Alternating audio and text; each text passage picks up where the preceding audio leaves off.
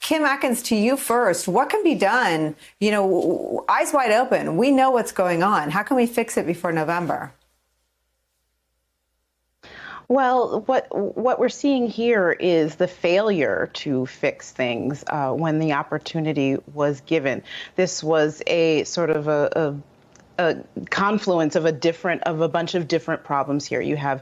We're still in the middle of a pandemic, so you had COVID-19, so there were fewer poll workers.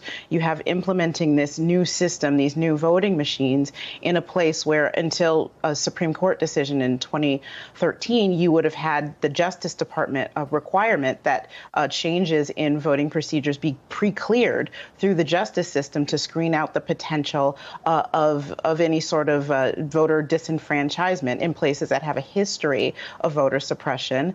You had an opportunity in Congress with, back to COVID-19, to bolster election protections and to bolster the ability of people to carry out elections during a pandemic. It's something that Republicans in Congress passed on.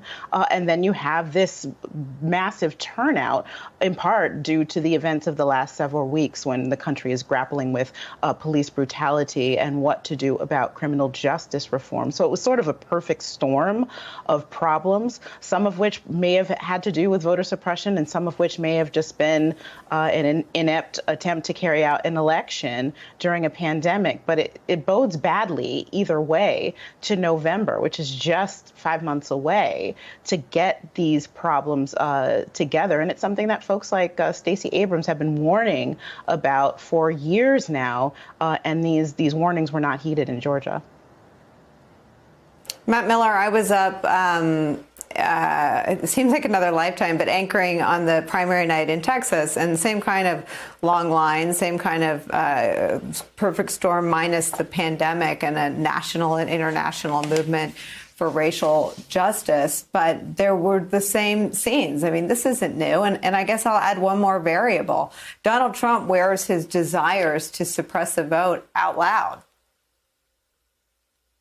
Yeah, that's right. Look, the problems that we saw yesterday, a lot of them are easy to solve. The problem is one of the parties in the United States looks at yesterday and sees it as an enormous challenge. And the other party, the Republican Party, looks at what happened yesterday and sees it as success.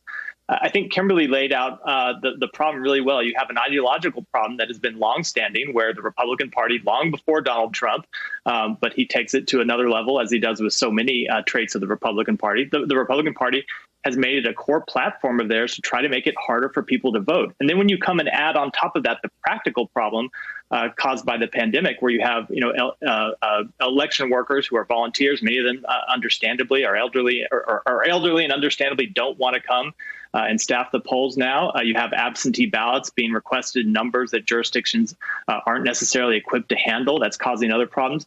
You have these practical problems that would be easy to solve. And a couple of weeks ago, Democrats in the House tried to add billions of dollars in election funding to solve the practical problem. But again, that's where this ideological problem comes into place, where Republicans in Congress don't want to do that, because I think they do look at the president's political standing. They look at the way things are going.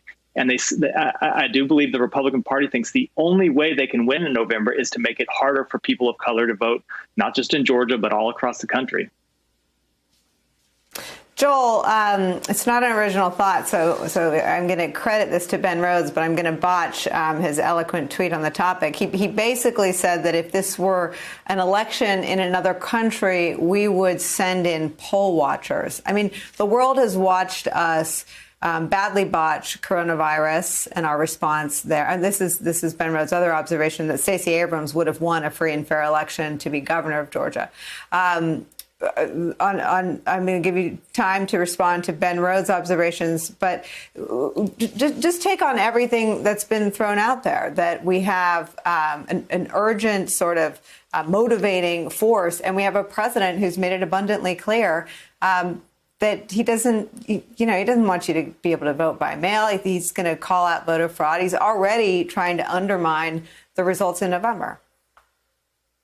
Well, Nicolle, Matt had it exactly right. Republicans see this as an opportunity, and that's the part that's so disappointing here. I'm struck by all the activists that we've seen and the activist energy we've seen in the streets the last 2 weeks. And part of why those folks in the streets have little faith in the system and little faith in institutional remedies is because what we saw in Georgia yesterday. We saw people being disenfranchised on TV.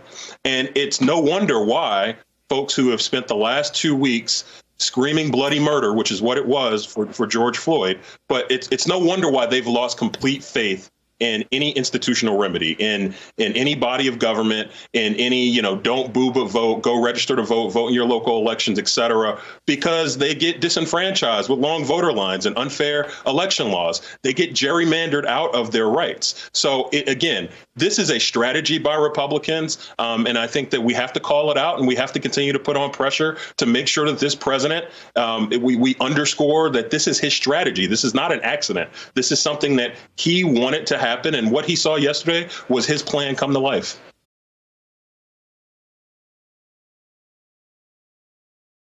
Hey there, I'm Chris Hayes from MSNBC. Thanks for watching MSNBC on YouTube. If you want to keep up to date with the videos we're putting out, you can click subscribe just below me or click over on this list to see lots of other great videos.